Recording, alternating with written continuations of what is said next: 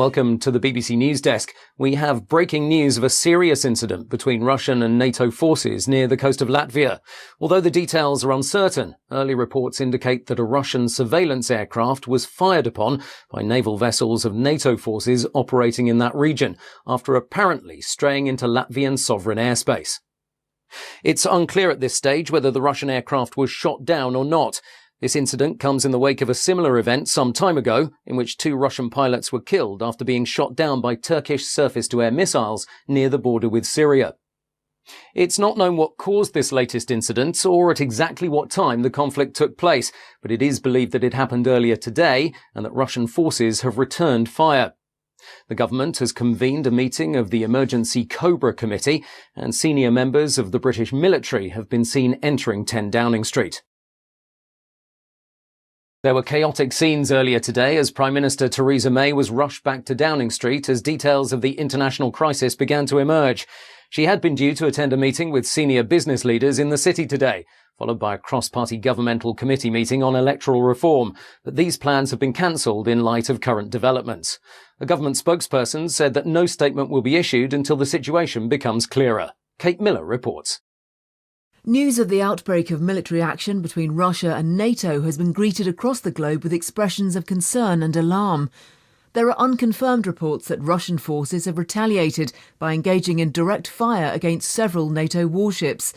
2 US cruisers, the USS Princeton and the USS Gettysburg, are reported to be in the region, but it's not known if they were directly involved in the incident. The Ministry of Defence has yet to confirm these reports, stating that the situation is changing rapidly and that they'd be making a formal statement in due course, but acknowledging that something very serious has happened. In Europe, senior military leaders have been meeting at regional NATO headquarters, indicating that a response to what they describe as unwarranted Russian aggression is being planned. A general military alert has been issued across Europe, including the deployment of over 50,000 NATO troops to key points along the central border to Russia, and the activation of over 200,000 reserve troops from France, Germany, Holland and the UK.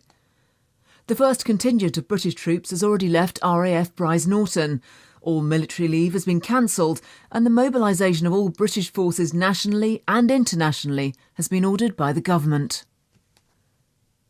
And we're just receiving reports that at least 1 NATO warship has sustained serious damage as a result of direct fire from Russian forces.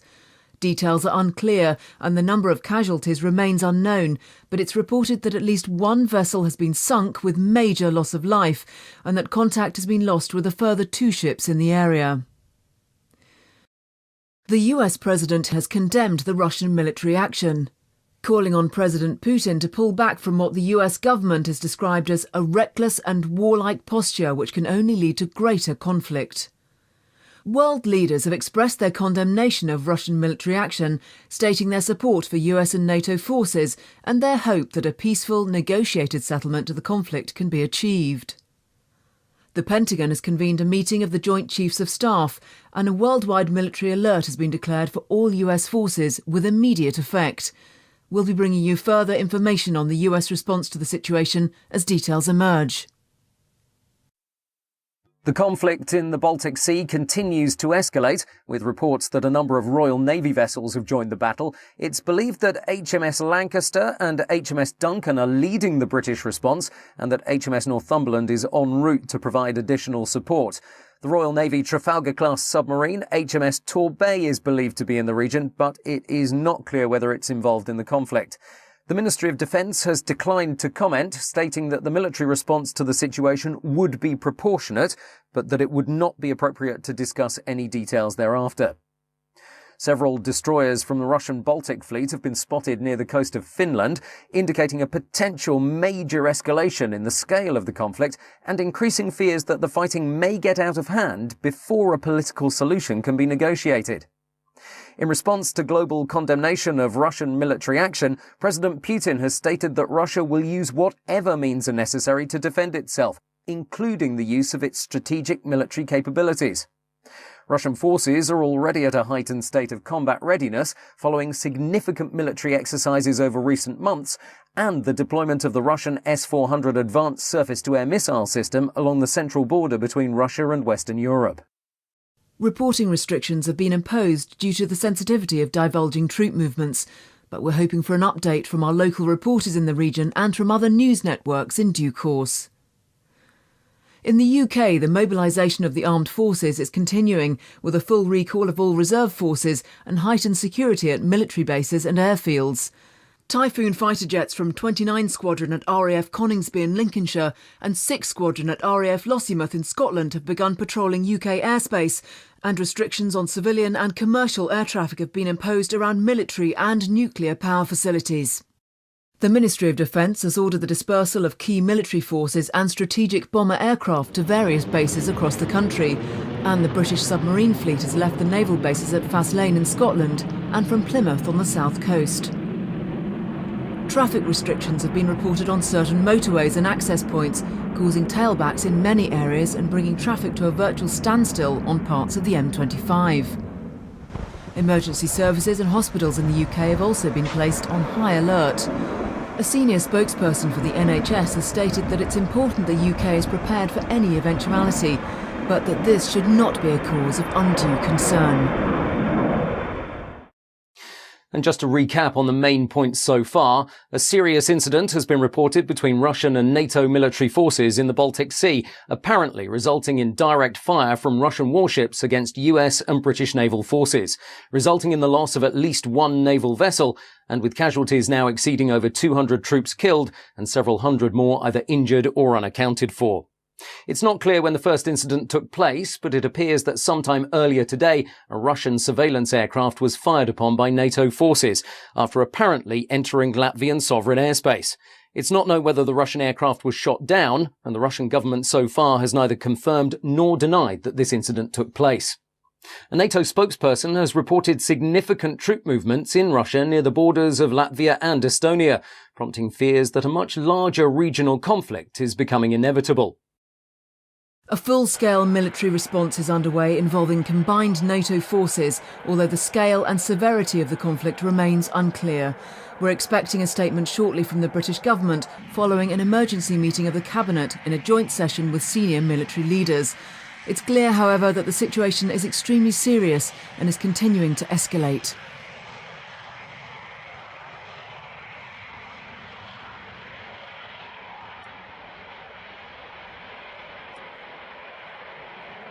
Downing Street has confirmed that all parliamentary sessions have been suspended for today and that heightened security measures have been put in place around major governmental and military facilities.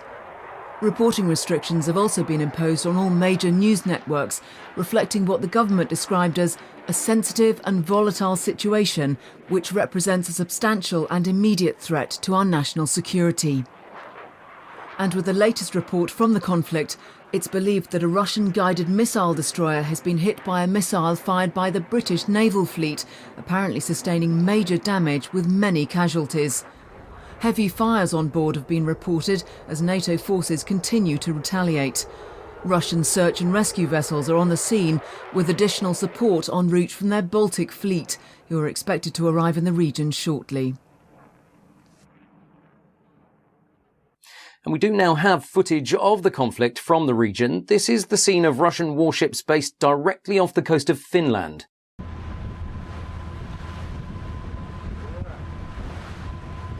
These are truly extraordinary scenes. Russian warships firing directly at US and British forces from NATO in what now must surely represent a state of war.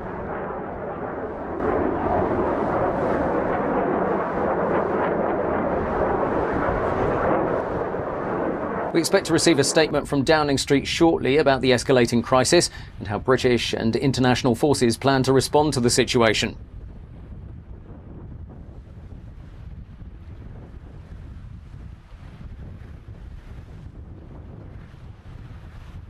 And we've just heard that the government has passed the Emergency Powers Act, bringing the country into a formal state of war preparation and suspending many peacetime activities and functions.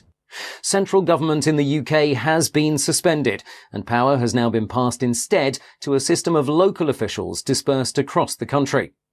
Emergency response and civil defence authorities have been placed on the highest level of alert, and preparations are underway in case the UK itself comes under direct attack. And let's go live to NATO regional headquarters in Brussels, where defence and foreign ministers from various NATO member countries and their allies continue to arrive.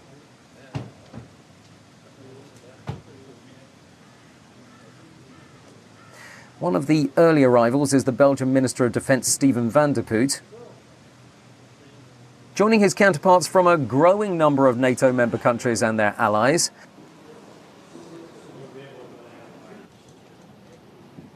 And we see the arrival of representatives of the Danish government. Yes, we believe that this is Michael Zilmer-Johns, the Danish ambassador to NATO.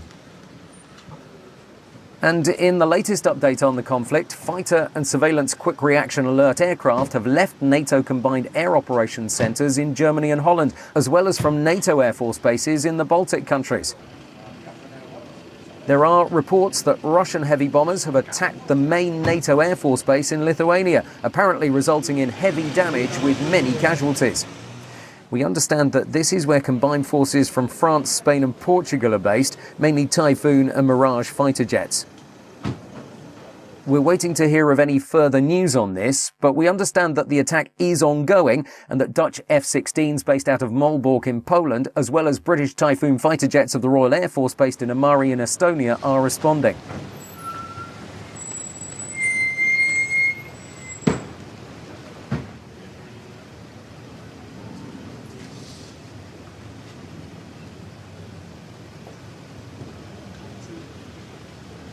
And this is US Secretary of Defense Ashton Carter just arriving at NATO headquarters in Brussels, clearly accompanied by several high-ranking military commanders, surrounded, as you would expect, by US Secret Service, and again, not wanting to address waiting reporters. Clearly, something major is underway here in Europe as NATO plans its response. And we have another arrival. The security here is very heavy. There are armed officers surrounding the area.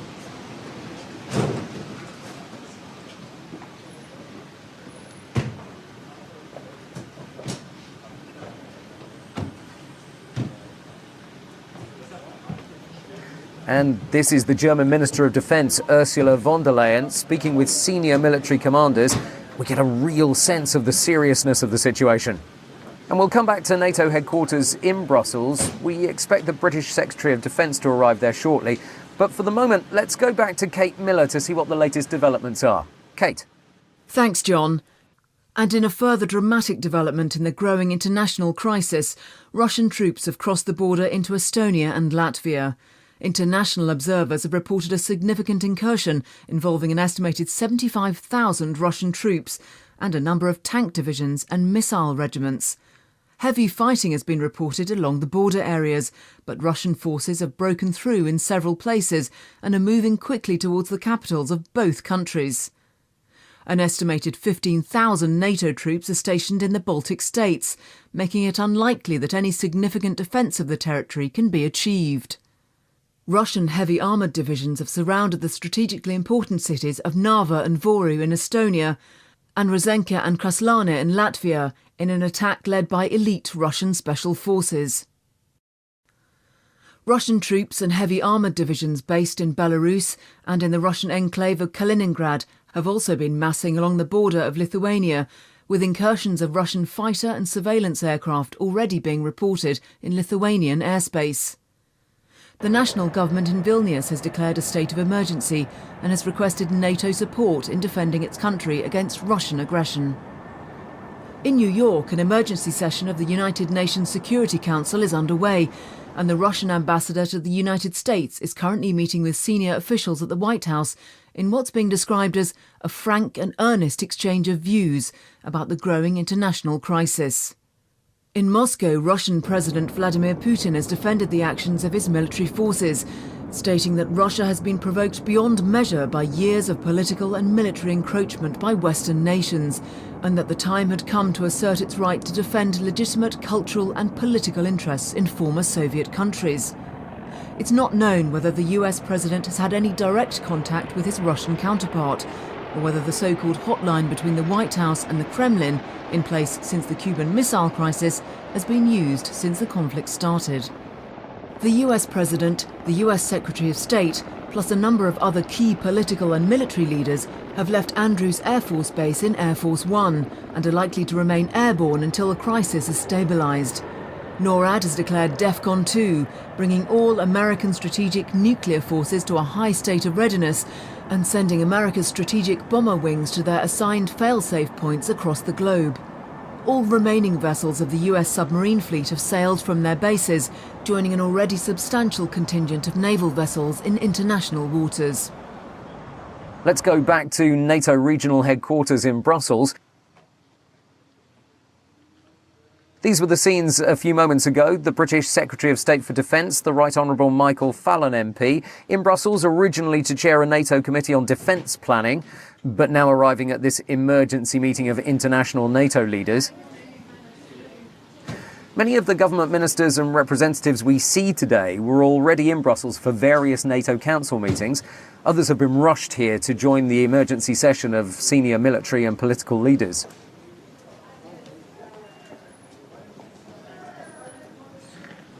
And the Defence Secretary seems to be speaking with reporters. He's completely surrounded. But let's try to listen in to what's being said.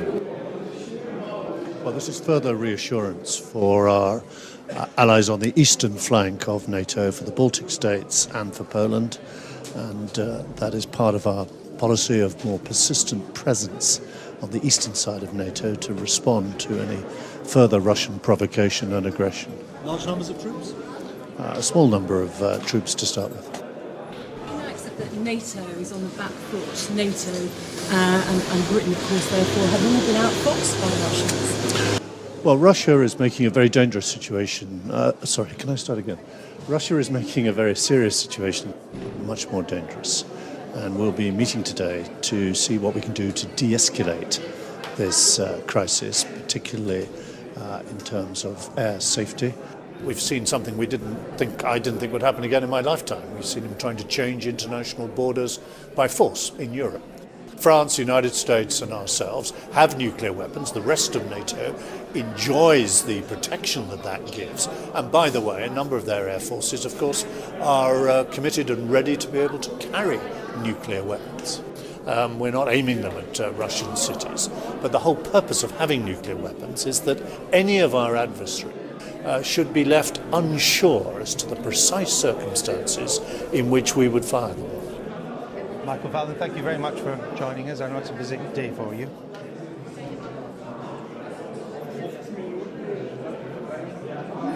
And just to recap quickly on the main points so far, things have been moving very quickly from what started earlier today as a rumour that NATO forces had fired on a Russian surveillance aircraft, to a situation where Russian forces are engaging in ongoing heavy combat with combined forces from different countries in the NATO alliance. Russia has invaded Estonia and Latvia with an estimated force of 75,000 troops and a number of tank divisions and missile regiments. The international response has also been significant. Israel has warned against any moves against its territory and has declared a state of national emergency. China has advised NATO to use caution in the way it responds to the ongoing situation in Europe. A spokesman from the US State Department has confirmed that Chinese officials have also warned the US against any military activity in the South China Sea from its bases in the Philippines, stating that any such action would be interpreted as an act of aggression and would be dealt with accordingly. North Korea has declared its support for Russia and has begun mobilizing an estimated 300,000 troops along the border to South Korea, increasing concerns that the growing military crisis in Europe will spread to other international locations. The governments of South Korea and Japan have expressed their concern at the increasingly belligerent statements of the North Korean government, stating that the nuclear capabilities of North Korea remain unknown but represent an immediate and significant threat. There are reports of massive troop movements within Russia, and there are real concerns that this conflict might escalate rapidly. Reuters news agency has reported that the much-feared Topol-M mobile missile launchers are being moved into strategic positions along the central frontier to Europe, so Russia is sending a very clear signal to NATO's Central Command. The representatives of the Polish government have just arrived. Surely they'll have serious concerns about Russian military intent, especially given their proximity to the Baltic states. Polite smiles all round, but the sense of urgency and tension is clear. And almost straight away we have another arrival. I'm not completely sure which country this delegation's from. This is live from Brussels. We can really feel the sense of urgency and tension in the air. Security is extremely tight and very few of the representatives really want to stop and talk to the media. Clearly, this is a situation of the utmost seriousness and no doubt a full military response is being planned. And in breaking news, Buckingham Palace has announced that the Queen and senior members of the royal family have been evacuated to a secure location outside London.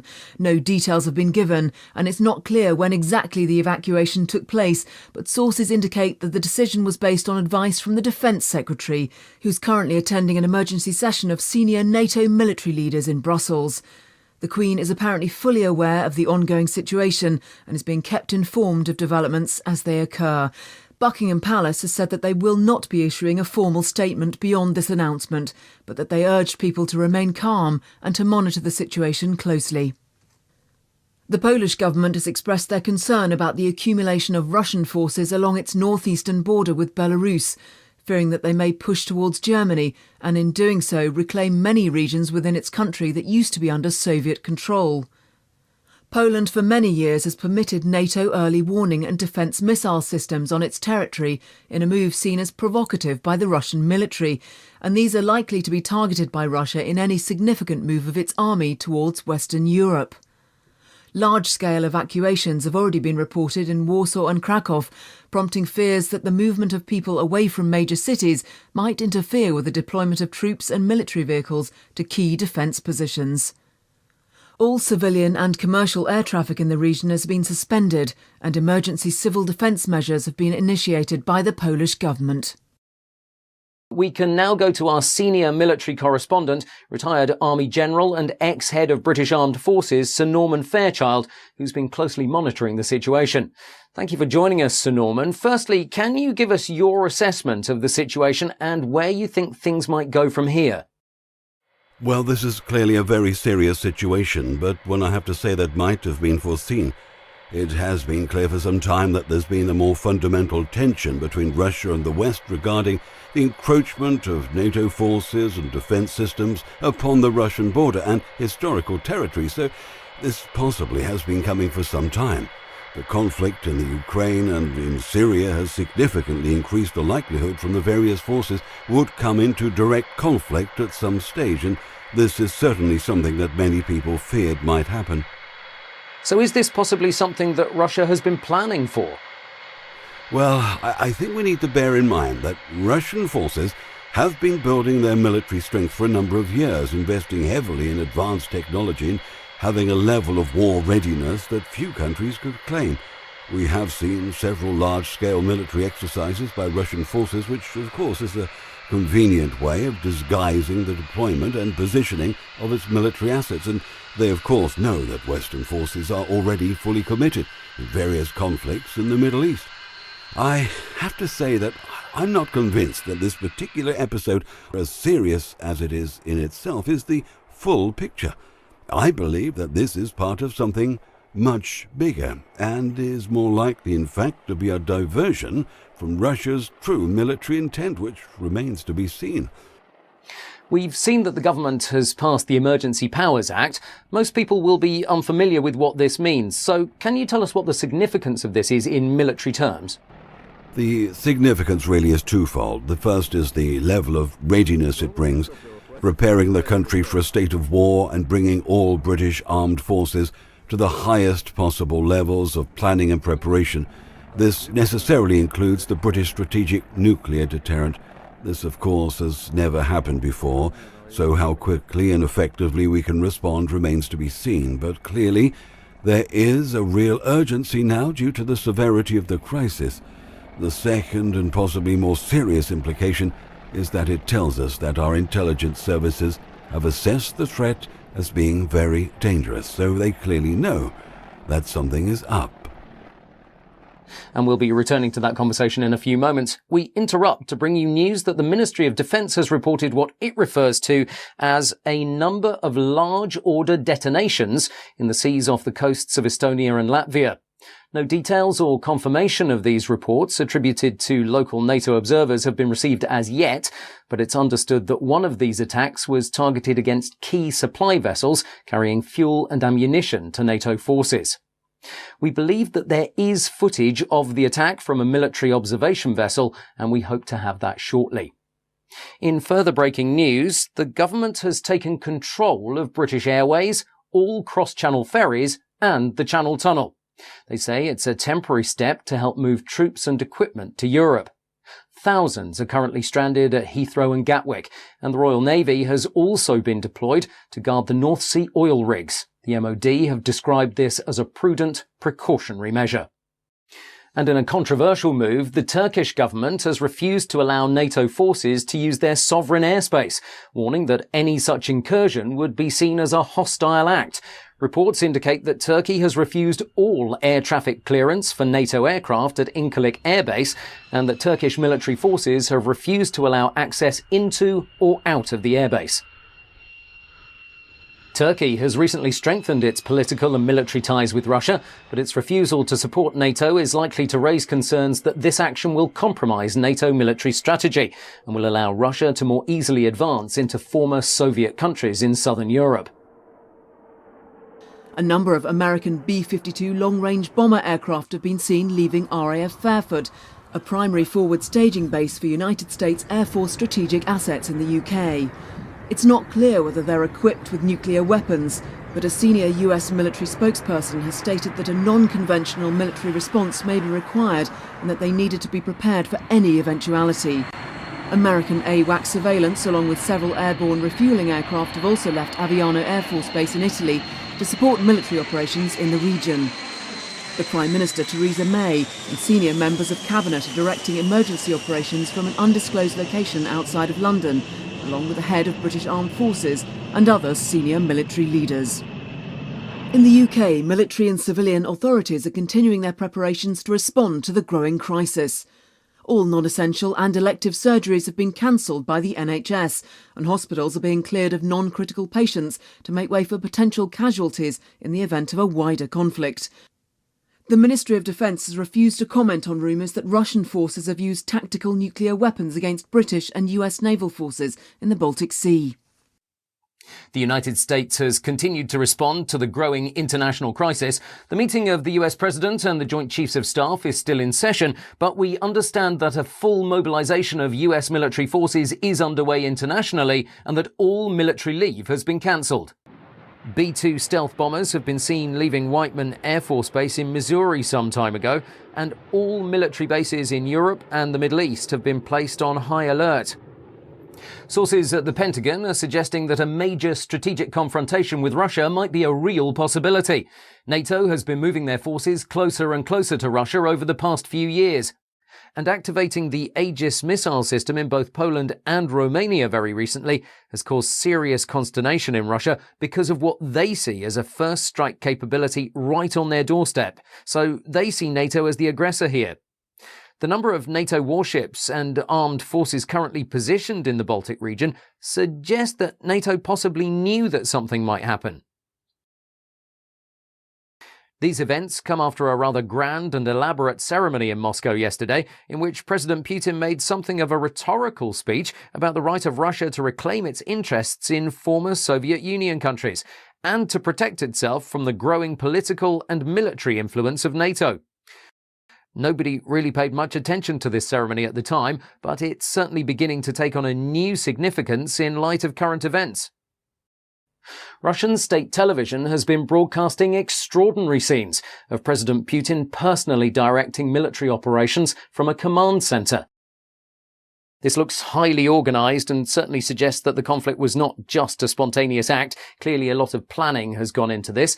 Let's listen in for a few moments. This is not live, but was broadcast within the last 30 minutes. Report in more detail on the operation. Mr. Commander-in-Chief, in accordance with your orders, we have intensified our aerial airstrikes together with intensifying the sorties Our plan foresees engaging aviation sorties, long-range aviation from Russian-based airfields, including 25 strategic bombers and other aircraft. Mr. Commander-in-Chief, in accordance with your decision, as of today, the group of long-range bombers 222 delivered a group airstrikes on 6 targets from the Mozdok airfield. Following their landing, they prepared for a repeated sortie. The wings took flight again to deliver another group airstrike, and up to 1700 hours they delivered strikes on 6 enemy targets. As of now, the aircraft are returning to the airfield. The crews and the hardware are working normally. Mr. Commander-in-Chief, our personnel of our operations group is prepared to carry out the missions to protect the Russian Federation and its citizens. We've just received footage of one of the attacks against NATO warships, apparently taken from a stationary camera on board a NATO observation vessel, which was sailing close to a supply convoy carrying supplies of fuel, ammunition and military equipment. If we can roll the tape, you'll see a distant view of the supply convoy, partially masked by one of the fuel tankers in the foreground, a couple of kilometres or so away from the camera. What happens then is just incredible. It seems to be a huge detonation underwater. The blast itself was about half a mile wide and must have wiped out at least a dozen vessels in one go. Let's go straight to our military expert for his view on this incredible footage. Can you tell us what type of weapon you think the Russians are using here? I have to say that this is very disturbing. This is not a conventional torpedo by any means, and there is no doubt in my mind that Russia are using a nuclear-tipped torpedo, which generally has a yield of around 10 to 20 kilotons, and certainly would be capable of delivering the type of impact we've seen in this footage. And I have to say that this brings us into a completely different type of game. There is absolutely no way that NATO can compete against this type of weaponry by relying purely on its conventional forces. So the question is how they will choose to respond in light of these developments. And we're receiving alarming reports that Russian special forces, backed by fast attack helicopters and paratroop regiments, have crossed the southern and northern borders into Finland, moving quickly towards Helsinki and sending NATO forces into disarray as they try to respond to this massive Russian attack. We don't have any further details at this time, but this is evidently a move towards Sweden and Norway in what must be a major push towards Western Europe. We understand that the Russian Northern Fleet, led by the Kirov-class battlecruiser Peter the Great, has taken up a strategic position in the Norwegian Sea, and we believe that they have very considerable military assets, such as fighter jets, advanced amphibious and landing craft, Akula-class submarines, and of course hundreds of cruise missiles, including those capable of carrying nuclear warheads. Having already crossed the border into Latvia and Estonia, and now into Finland, the looming question is how far Russian forces will go. Will they continue to advance and to defy NATO's declared policy of defence by all means, including the use of tactical nuclear weapons? We're now being joined by our colleagues at the BBC studios in Manchester, who'll be helping us as we bring you live news. Let's hand over for the moment to my colleague Simon Kendall. Simon. Thanks, John. We've been watching the situation with concern and we'll be providing any updates and information possible. We're also here in case Broadcasting House in London needs to be evacuated, which we believe is a possibility. Our military expert Sir Norman Fairchild will also stay on the line with us for the time being. But for the moment, let's get the latest news from Kate Miller. Kate? Thanks, Simon. We're just receiving reports that the Russian Air Force has bombed several military installations in Poland and that Russian tanks and heavy armoured divisions have crossed the border from Belarus into Poland just west of the city of Brest, which must surely mean that they'll push directly towards Warsaw. Russian paratroopers have surrounded the strategically important port of Gdansk and heavy fighting has been reported in the area. We've also had news that the Russian Air Force has attacked NATO missile defence systems in Romania and that Russian paratroopers have taken control of Odessa in Ukraine. Warships from the Black Sea Fleet have been spotted off the coast of Romania, and reports indicate that Russian special forces have landed just north of the city of Constanta. The NATO military base at Deveselu in Romania has been hit by cruise missiles fired from the Russian guided missile frigate Admiral Grigorovich, with over 40 confirmed fatalities and heavy damage to buildings and runways. The government of neighbouring Moldova has declared a state of surrender and has pledged allegiance to the Russian state, providing a potentially important staging position and indicating Russian intent to push northwards and retake the western half of Ukraine. An estimated 20,000 Russian troops are reported to be massing on the border of Belarus, just north of the Ukrainian capital of Kiev, furthering concerns that a complete invasion of the former Soviet country is underway. The Russian government has warned against any NATO interference in its military activities in Ukraine and the Baltic region, stating that any hostile action by NATO forces would require a full retaliatory response against Western Europe and the United States. A statement from NATO Central Command is expected shortly, and we'll bring you that as soon as it comes in. So Norman, what's your assessment of the situation given this latest news? Clearly this is a very worrying development, and there can be no doubt now that this is part of an orchestrated and premeditated strike by Russia against the West. NATO will have to respond, but we've clearly been caught napping. The West is totally unprepared for this type of scenario, so I think we're in serious trouble here.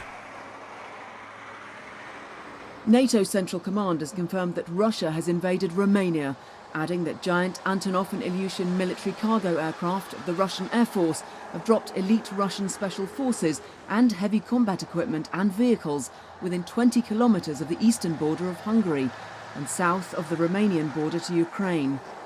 There's been no official statement from the Romanian government, but it's understood that no retaliatory action is likely to be initiated by Romanian armed forces. The government of Ukraine has repeated their expression of concern and has requested direct military action by NATO against massing Russian forces. The Russian government has repeated its assertion that its action is in response to years of increasing encroachment and political interference by NATO and its allies, warning that they'll respond massively should NATO create any further escalation in the conflict. NATO has reported heavy fighting near the Latvian capital of Riga and has confirmed that Russian forces have seized control of Tallinn in Estonia. Russian forces are moving rapidly west towards Helsinki in Finland and are continuing to engage in heavy naval battles in the Gulf of Finland. In Poland, heavy fighting has been reported as Russian forces move towards Warsaw, both from the north and east. The strategically important port of Gdansk has been captured, increasing the Russian stronghold in the Baltic Sea and providing an important staging point for further military action towards Western Europe. Thanks, Kate. We now have on the line Keith Fuller, an expert in civil defence and chief advisor to the government on emergency measures and contingent planning. Keith, we appreciate you joining us. You, more than most people, will appreciate the seriousness of the situation, and we know that there's growing concern that this conflict might escalate into a more strategic nuclear confrontation. The standard advice to the public is to gather food and water and to create a shelter in their home to protect them against blast and fallout. What's your assessment of the effectiveness of such measures? I can tell you that I've worked in civil defence for some 25 years, and the literature that was being churned out in the 50s is practically the same as we now have this idea of upturning a table and putting it against a wall and surrounding it with cushions and painting the windows white and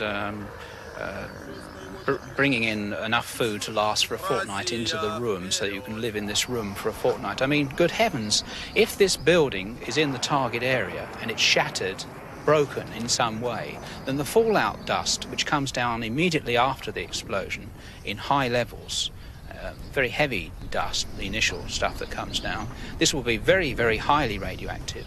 It will not be stopped by cushions, it will not be stopped by wood, and the people that are sheltering in that makeshift shelter will certainly be dead within a few days to a few weeks from radiation sickness. But with respect, I know that you've been critical of government policy on civil defence, but this is the general advice from government sources. Surely it has some merit in protecting people if there's a major attack. Isn't this the whole basis of the principle of protect and survive?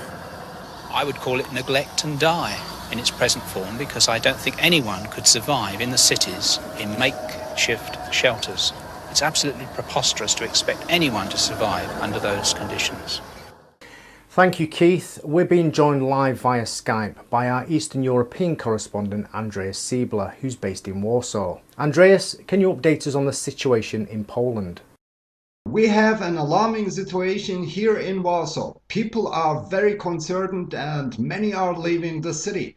A short while ago we had a strange incident. The sky lit up a number of times. I could see it through our windows.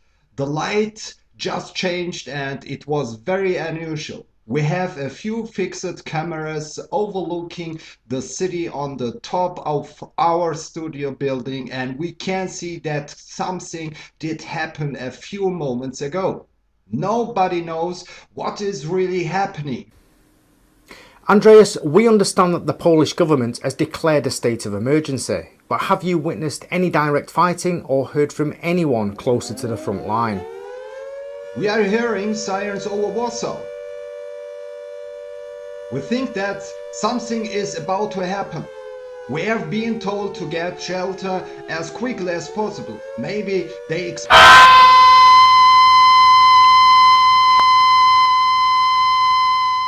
I'm sorry, but we seem to have lost our connection with Warsaw. We'll try and clarify the situation there and hopefully reconnect as soon as possible. But for the moment, let's go back to Kate Miller to see what the latest developments are. Kate. Thanks, John. The leader of the Labour Party, Jeremy Corbyn, has complained that the government is not telling the public the whole truth about the conflict, arguing that people have the right to know what's happening and what danger they face. The Mayor of London, Sadiq Khan, has ordered emergency announcements to be broadcast and has instructed that all underground stations be immediately open to members of the public to provide shelter against a possible air attack on the capital. And I'm sorry to interrupt. We've just had breaking news of a significant explosion at RAF Fylingdales in Yorkshire, the home of Britain's ballistic missile early warning system, in what appears to be the first direct attack against UK forces on British soil. We've also had reports of similar attacks on Thule Air Force Base in Greenland and on Clear Air Force Station in Alaska from what appears to be submarine-launched ballistic missiles. Sir Norman, this is clearly a strategic move by Russian military commanders. Yes, all of these military bases are part of a network of early warning radar systems designed to detect a nuclear launch against the West and to help to target incoming nuclear warheads. NATO has quite a substantial anti-ballistic missile system, but it relies on accurate targeting. So without these advanced radar capabilities, we'll be more or less shooting blind. It's pretty clear that we're going to get into a real shooting match very soon. Thank you, Sir Norman. Obviously, we'll be monitoring the situation carefully as the mobilisation of British forces continues to accelerate. We have live footage from RAF Northolt near London. These appear to be Typhoon fighter jets taking off in rapid sequence. We have unconfirmed reports that RAF fighters have been sent to intercept Russian long-range bomber and surveillance aircraft. We stress that this is not confirmed, but we will bring you as much information as possible as we receive it. For X-ray Lima 41 and 42 for potential renegade Ops Vector 05, 1326 and 1327. Scramble, scramble, scramble, acknowledged.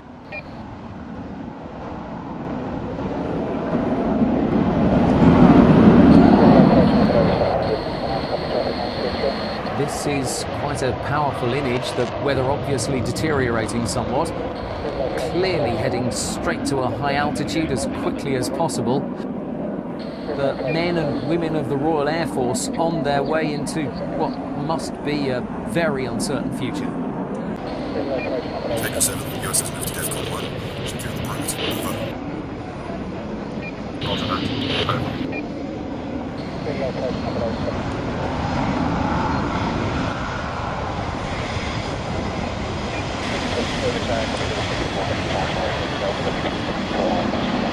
And we have similar scenes from NATO military bases and command facilities across Europe. Clearly, the military situation is of grave concern, but we're limited in what we can report. We've just heard that we can expect a live statement from NATO's Central Command in the next few minutes. Obviously, we'll bring you that as it happens. And we've just had news that the US ambassador and senior consulate staff are being evacuated from central London. Clearly, something has gone terribly wrong. Heavily armed US Secret Service personnel are escorting US diplomatic staff to waiting helicopters and military aircraft.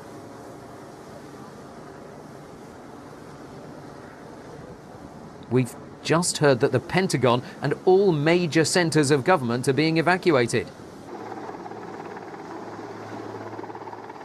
I'm not sure if that's Green Park or St James's Park in London, or possibly Hyde Park. These scenes are just unbelievable. The sense of urgency is very clear. They're getting out as quickly as possible now.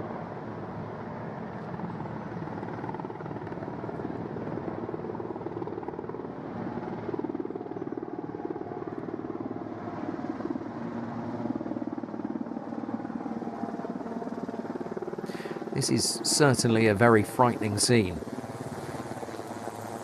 All US military bases in Europe have been ordered to get their remaining aircraft into the air in what appears to be a frightening escalation in the conflict. And we're now going live to Brussels for a statement from NATO regional headquarters. Let's listen into this live broadcast.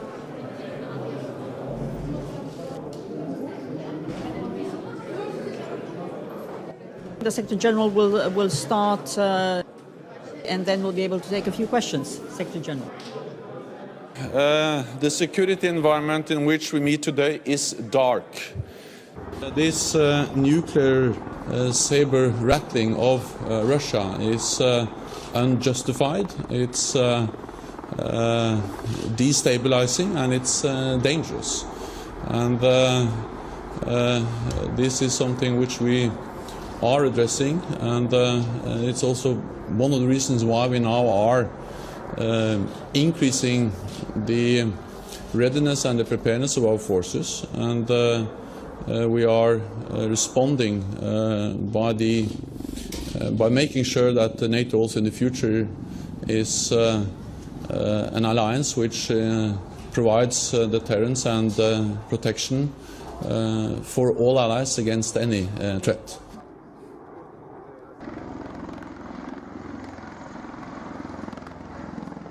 And we've just had reports of a major detonation at Beale Air Force Base in California. We've had amateur footage from a number of sources in Sacramento that clearly show a huge cloud from what appears to be a massive explosion in the distance.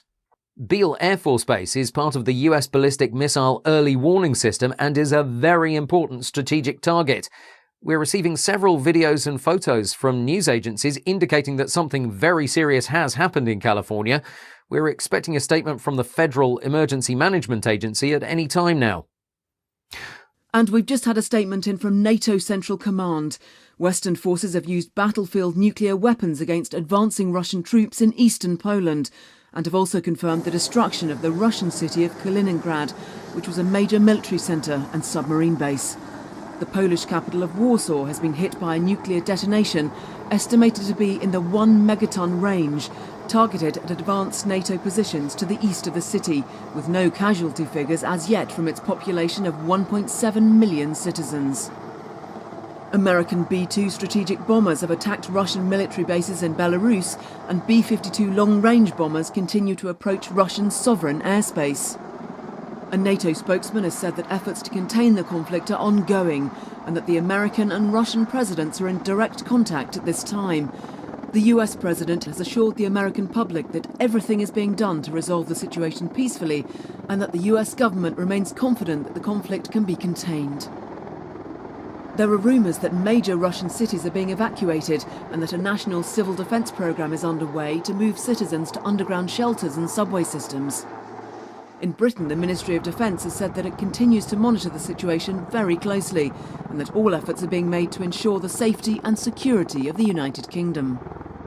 The Prime Minister, Theresa May, is said to be gravely concerned about the escalating crisis, but has asked the public to remain calm and to be confident that everything's being done to resolve the situation peacefully. The Archbishop of Canterbury and other senior religious leaders have asked people to come together in prayer at this time of great peril and to have faith that goodness will prevail over the forces of destruction.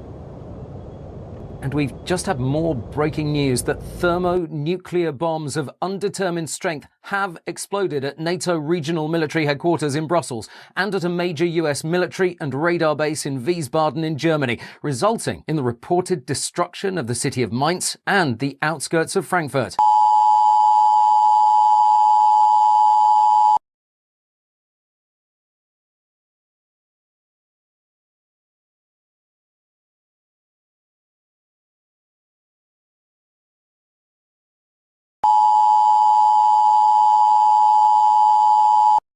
This is an emergency broadcast from the BBC. Confirmation of a nuclear attack against this country has been received. Please stand by for further information. This is not a test.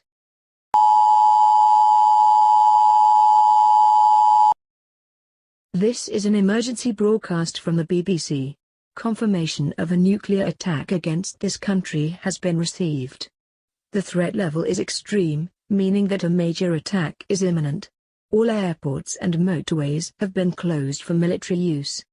Non-essential telephone lines have been disconnected. Civilians are advised to stay indoors. Please stand by for further information.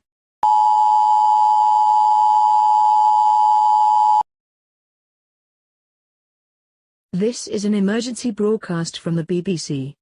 The following locations have been confirmed by radar tracking as primary targets: London, Manchester, Birmingham, Liverpool, Glasgow, Crewe, Portsmouth, Cardiff, Newcastle, Leeds, Oxford, Sheffield, Plymouth, Edinburgh, Hull, Aberdeen, Derby, Coventry, Folkestone, Swansea, Leicester, Ipswich, Dover, Sellafield, Perth, Faslane, Cambridge, and Newport.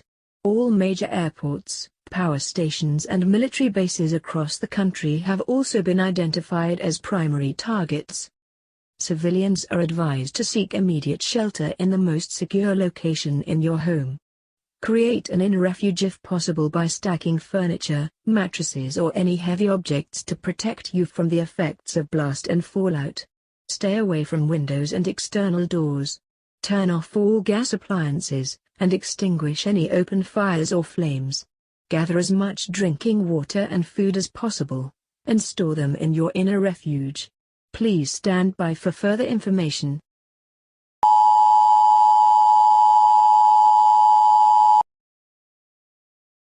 This is an emergency broadcast from the BBC. Confirmation of a nuclear attack against this country has been received.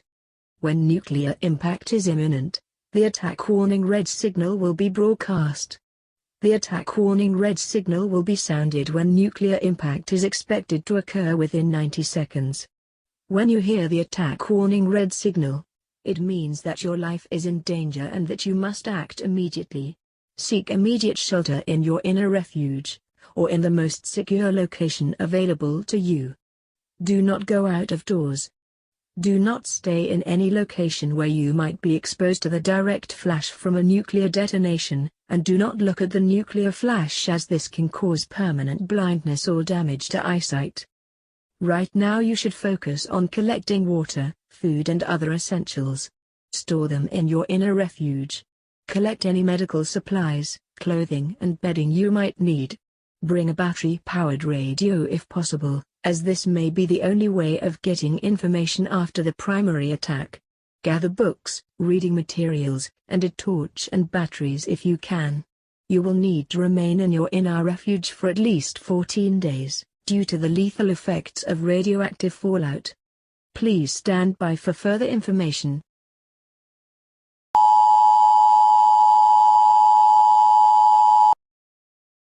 This is an emergency broadcast from the BBC. Confirmation of a nuclear attack against this country has been received. After the main nuclear attack is over, it is unlikely that any rescue or firefighting resources will be available. Radioactive fallout and damage to infrastructure and transportation links will make it difficult for your local civil defense authority to reach you within the first week of an attack. Store your food and water carefully, and use fresh produce first, leaving canned or preserved foods for later.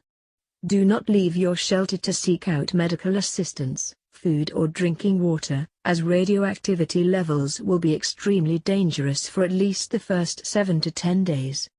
If you have any fatalities as a result of the attack, you should wrap the body as tightly as possible in paper, polythene, sheets or blankets, and move the body to a nearby. Attack warning red. Attack warning red. Seek immediate shelter. Seek immediate shelter. Attack warning red. Attack warning red.